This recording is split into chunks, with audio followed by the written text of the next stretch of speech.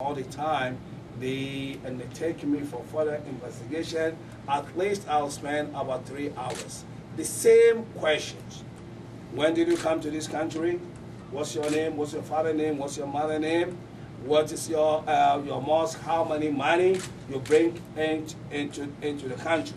The same question. I told them, you have a record on me, and you're asking me the same question. So that's what happened with me. One day also, in 2005, when I was coming from Saudi Arabia, I was supposed to ship mine and the bag, my luggage to United States, and they told me that you can't do that. No, we can't ship all your luggage to United States. We are shipping your luggage to Germany. When you get to Germany, you have to go to immigration. I went to when I arrived at Germany, I went to the immigration. They took my passport, and they said they are going to call the United States whether I'm allowed to come in or not. After 2 hours, they gave me my passport back. They said you are free to go. So this is some of my story that I would like to tell.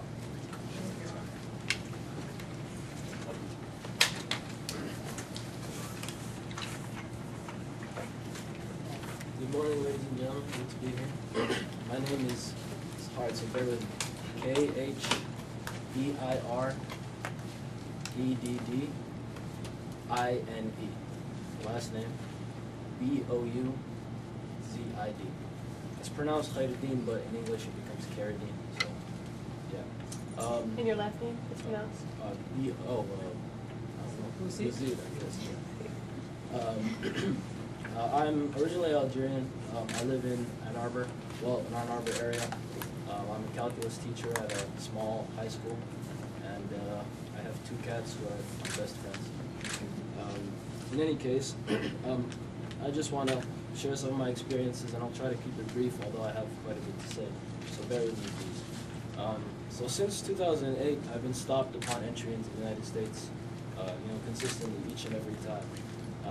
The first time this happened was sometime in the middle of 2008.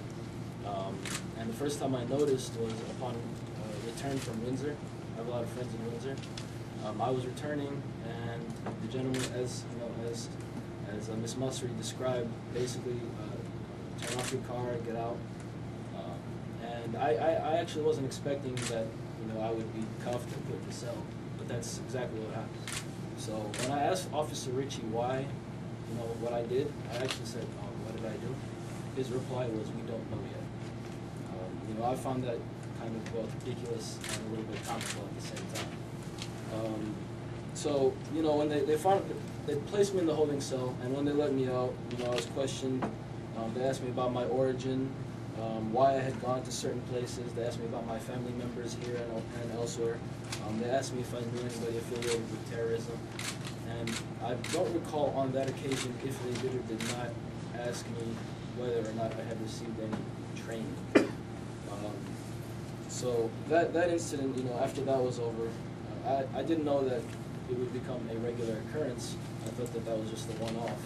But every subsequent re-entry into the United States, that's exactly what happened.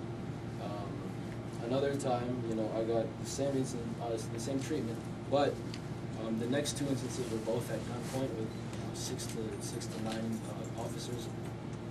And on one of the occasions when I looked back to face the officer, I could have sworn I saw a sniper on the post behind me somewhere. So, it's funny because one of the times that this happened, I was actually with a guy with a foreign passport. He was in the country on a visa, and he had no problem with me. But I had an American passport, and I was put in the cell for 4 hours. Another occasion happened at and actually this is the most recent occasion, took place at Metro Detroit Airport. The officer there, his name was Steigerwald, I believe. He was a nice enough guy, he was very courteous. But his questions, they were very intrusive, and him and his colleagues, they didn't really seem like they had anything to do with national security in many cases. One example, they profiled everywhere I had been and everyone I had visited. They asked me for a number of my family members, including those who live here as well as elsewhere, their names, their birth dates, where they lived, what they did, etc. You know, and then they also asked me some other things, as you know, as you heard Imam Mahdi talking about. They asked me what mosque I went to. At that point, I hadn't been to a mosque. I hadn't been to any mosque in the area for a year, so I didn't have anything to tell them. They asked me, essentially, they didn't say it outright, but they asked me if I could give them the names of any terrorists. You know, as though they expected me to know some. They had asked me again if I had received any kind of training. You know, they asked me like what I had been doing, and you know, they asked me about some of my views on Islam. I don't recall the specifics. Then they forwarded me to the FBI, because ostensibly the FBI could help, although I couldn't imagine how.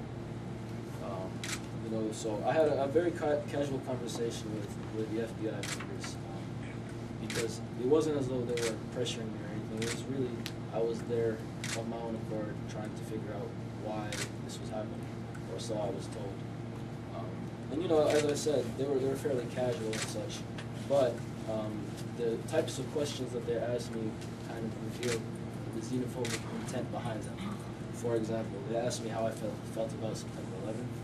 They asked me if I was a Wahhabi or a Salafi. I don't know what that is. They asked me who the Imam of the Ann Arbor Masjid was. They asked me if I wanted to kill Kufar. You know, and he didn't ask it. Tell me what Kufar means. Kufar are non-believers. So yeah, just that type of questioning to me reveals that they have kind of an archetype in mind. So I've taken enough of your time, so I'm just going to close very briefly. Just wanted to say, you know, when I'm being subjected to that type of treatment, treated as though I'm a criminal, have my stuff searched, asked questions as though I've committed a crime. If I am a criminal and I did something, I have no right to complain. And if they tell me what that crime is, then you know we have no issue. But as of yet I've been uninformed, and they failed to give me any reason why this is happening. You know, and I'm thinking, is it because of what I look like, where I'm from, what my religion is, or is it because they've been spying on me and found some of my activities questionable? Because last I checked, both of those things are illegal. So. May we ask your age? I'm 22. Thank you.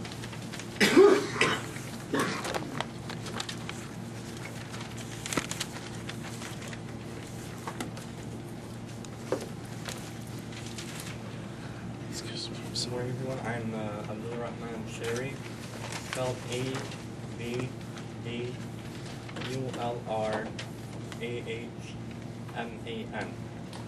Last name Sherry, C-H-E-R-R-I.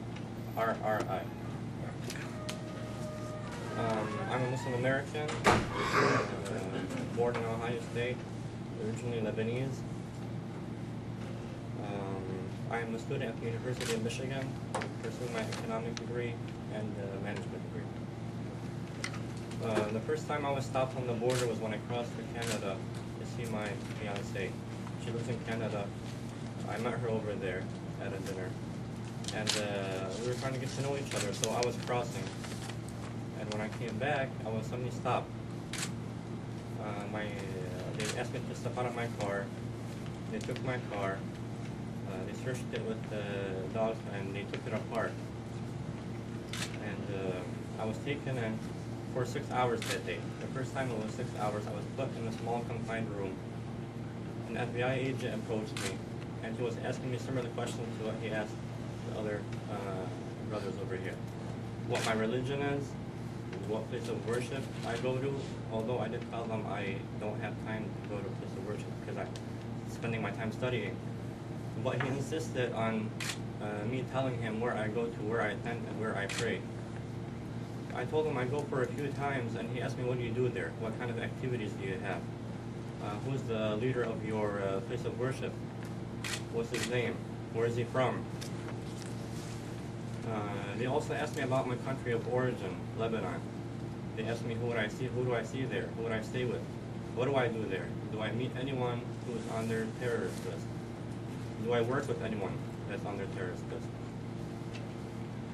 The second time I came in, of course the first time they did take my fingerprints and they took my pictures.